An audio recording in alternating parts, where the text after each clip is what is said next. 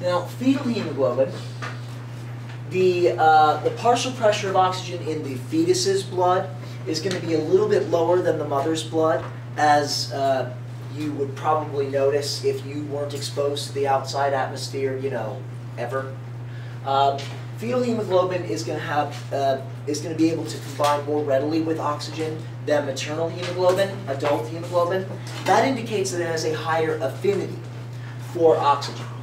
That means that the dissociation curve for fetal hemoglobin is going to lie above the curve for adult hemoglobin.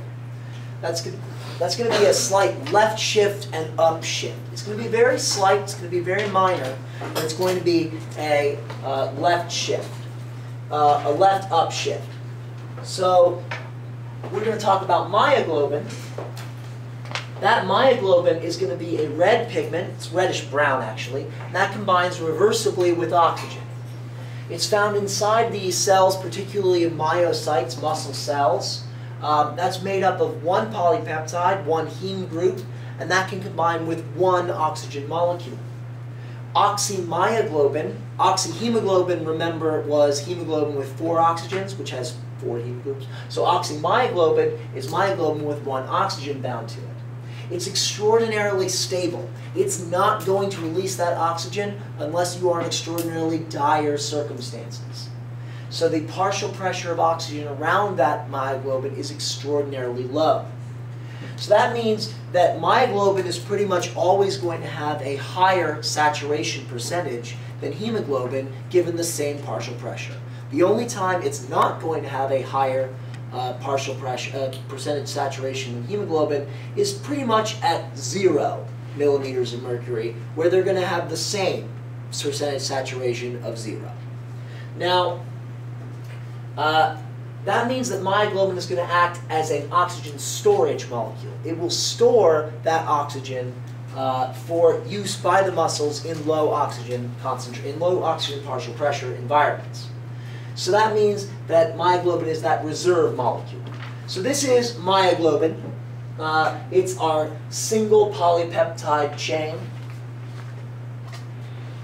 with our prosthetic heme group right here. There's our iron ion right there. Our oxygen is going to bind right there. Now this is our 2 dissociation curves. We have our hemoglobin dissociation curve, and this is our myoglobin dissociation curve. The partial pressure of oxygen in millimeters mercury is down here on our x-axis, and we have this sigmoidal curve of hemoglobin. As hemoglobin releases those oxygen molecules, its myoglobin is not. It takes a significantly low partial pressure of oxygen compared to hemoglobin for myoglobin to even start releasing its oxygen. So we're going to make even a dent in that myoglobin saturation, we need to be even below 10. So it's not even until we get below 5 that we even start to make an appreciable dent, and below less than 5 that we start to see that down curve.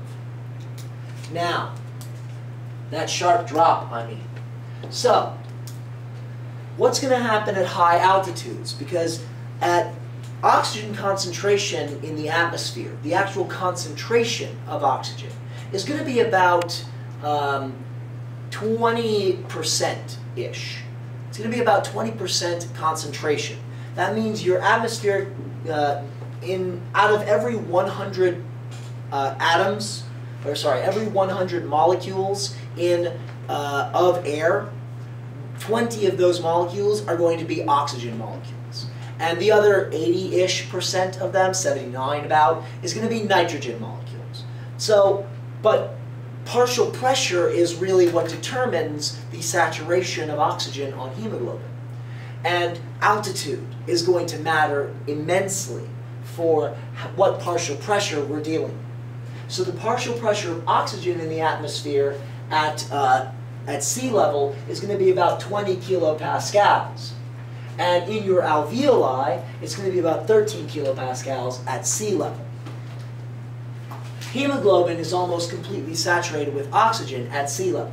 At about 6,500 meters above sea level, the partial pressure of oxygen in the atmosphere is about half of what it is at sea level. In the alveolus, you are at less than half. You're at 5.3 kilopascals. Your hemoglobin saturation is about 70% at this point. Now this tells you that hemoglobin is pretty good at its job of binding oxygen and keeping it bound. Because to cut your alveolar oxygen partial pressure by less than half, and then to, by more than half, and then to have still greater than half percentage saturation, that means that hemoglobin is holding onto oxygen pretty darn well.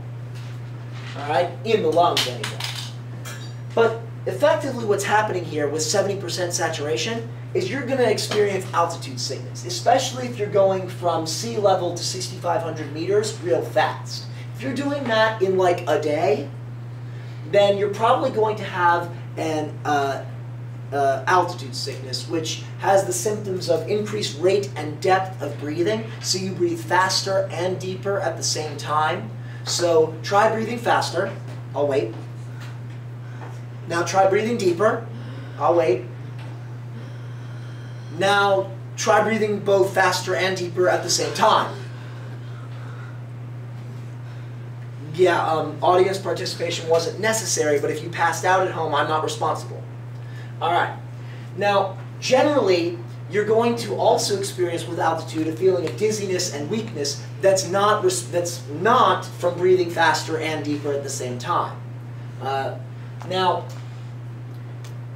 in addition to that increased rate and depth of breathing and that dizziness and weakness, you're also going to experience an increased vasodilation, an increase, a widening of the arterioles in your brain and your lungs. And this is going to increase the fluid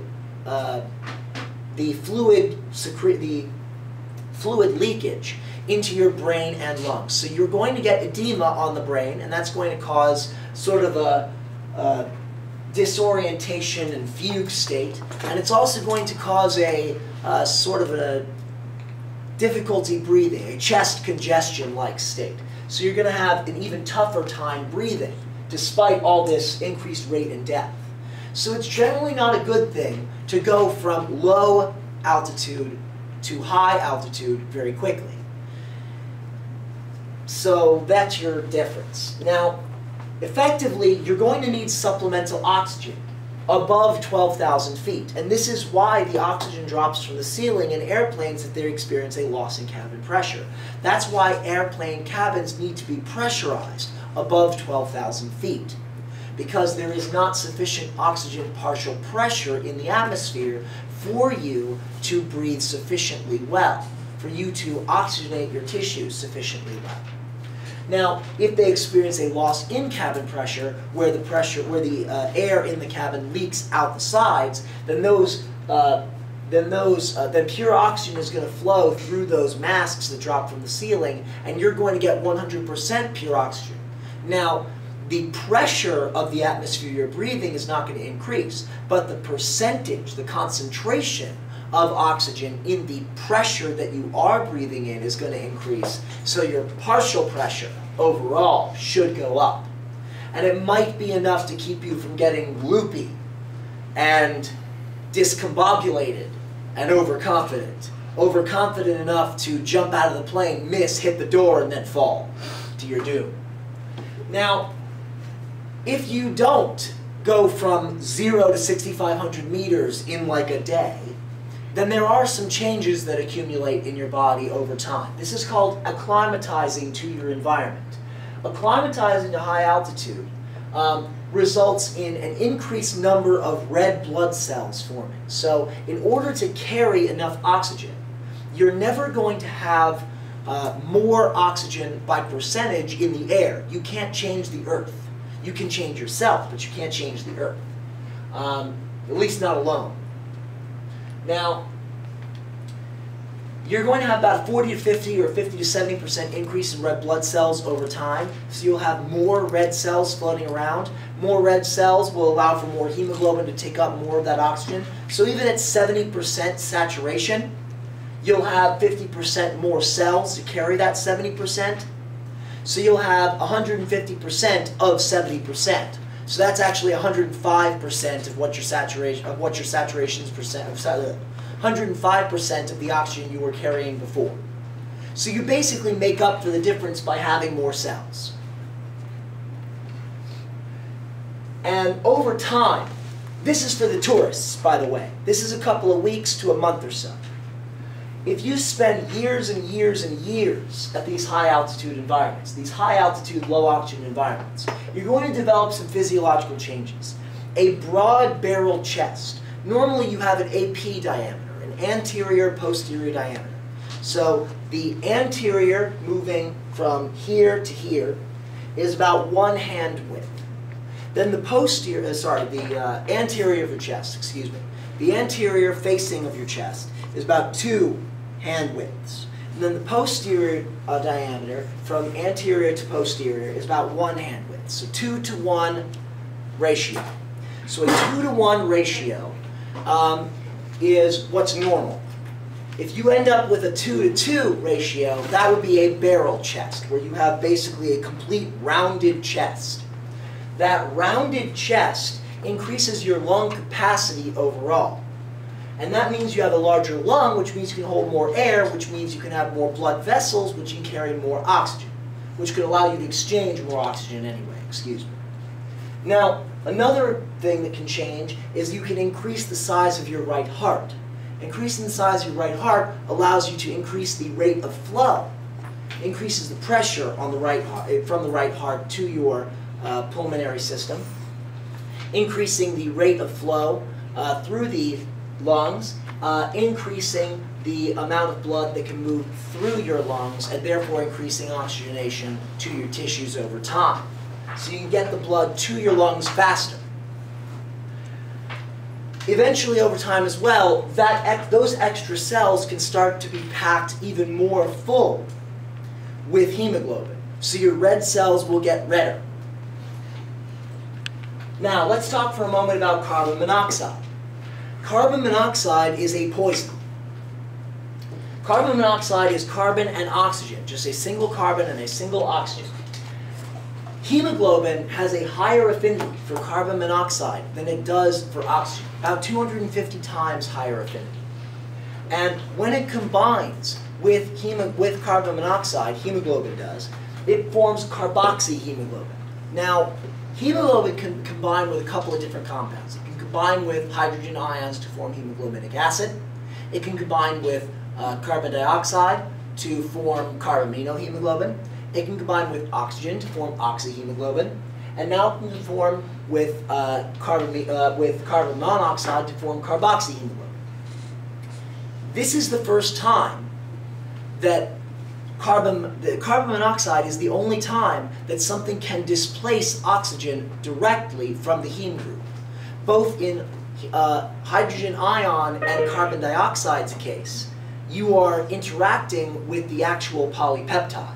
In this case, carbon monoxide is functioning like a competitive inhibitor. It is competing for the heme group with oxygen. So, carboxyhemoglobin is extraordinarily stable because of that higher affinity. So much so that this higher affinity is so stable that a 0.1% concentration of carbon monoxide in the atmosphere you breathe in is enough to suffocate you and kill you. This is why, and I'm not being paid to say this, you should have a carbon monoxide detector in your home. They are super loud in order to wake you up, because one of the symptoms of carbon monoxide poisoning is drowsiness. All right, now the treatment of carbon monoxide poisoning is to give you pure 100% oxygen and then just a little bit lace it with carbon dioxide. That carbon dioxide is going to enact the Bohr shift. The Bohr shift, remember, is when you combine carbon dioxide and water and react that with carbonic anhydrase to form carbonic acid.